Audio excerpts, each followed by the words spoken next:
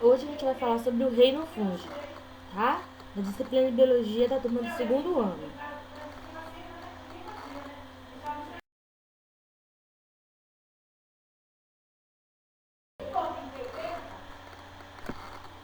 Bom, o reino fungi, ele vai compreender os fungos, tá?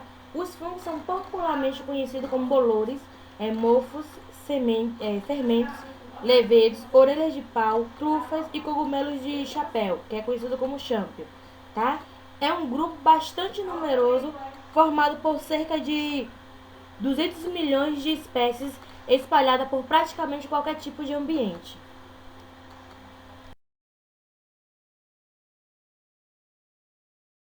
A gente vai falar sobre a importância dos fungos, tá? A gente vai abordar a parte ecológica agora, tá? Os fungos, eles apresentam grande variedade de modos de vida. Podem viver como saprófagos, que é quando obtêm seus alimentos decompondo organismos mortos, como parasitas, que se alimentam de substâncias que retiram dos organismos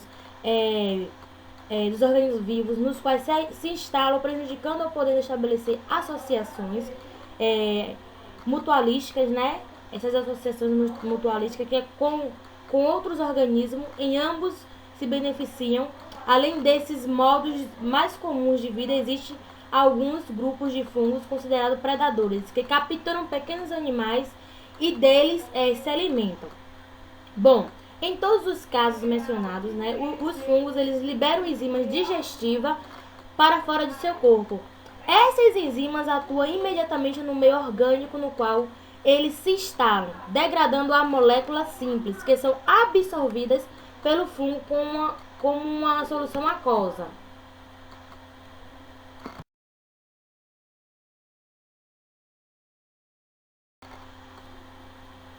Bom, os fungos saprófagos são responsáveis por grande parte da degradação da matéria orgânica, propiciando a reciclagem de nutrientes, tá?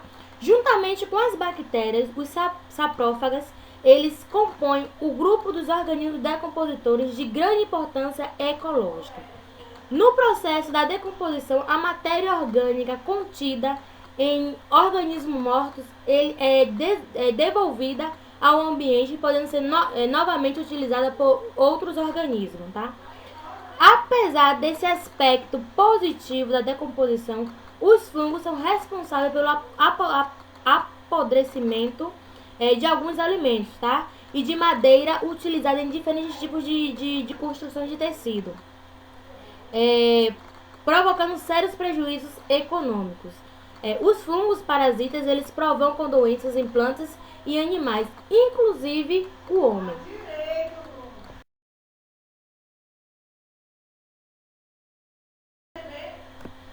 Bom, a ferrugem de cafeeiro, por exemplo, é um parasita provocado por fungo, tá? As pequenas manchas negras indicando necrose em folhas, como a da soja ilustrada abaixo, tá? Em muitos dos casos, os fungos parasitas das plantas possuem hifas especializadas, tá? Austóricos, que penetram nas células do hospedeiro usando os estômatos como porta de entrada para a estrutura vegetal. Das células da planta captam açúcares para sua alimentação.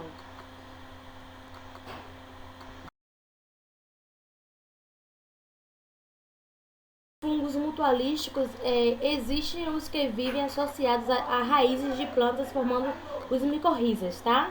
Nesse caso, os fungos eles degradam matérias do solo, absorvem esses materiais degradados e os transferem para a planta, tá? Propiciando-lhe um crescimento sadio.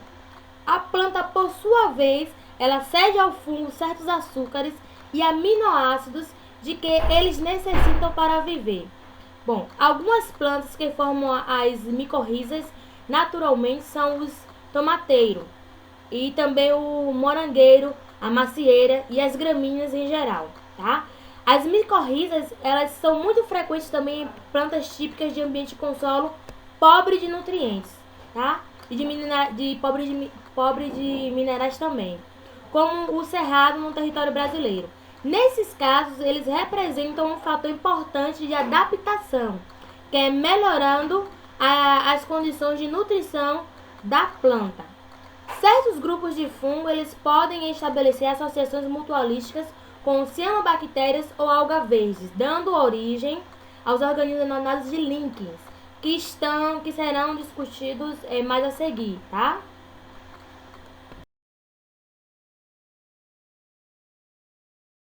Muitos fungos são aeróbicos, isto é, eles realizam a respiração, mas alguns são anaeróbicos e realizam a fermentação, tá? Este último,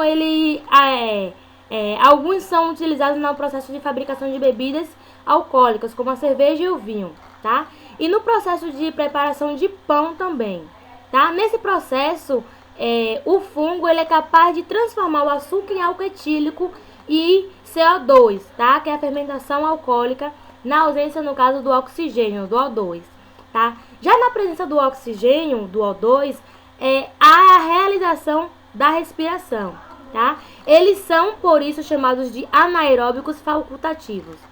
Na fabricação de bebidas alcoólicas, o importante é o álcool produzido na fermentação, enquanto a preparação do pão é o CO2, tá? Nesse último caso, o CO2 que vai sendo formado se acumula no interior da massa, originando pequenas bolhas que tornam o pão poroso e mais leve.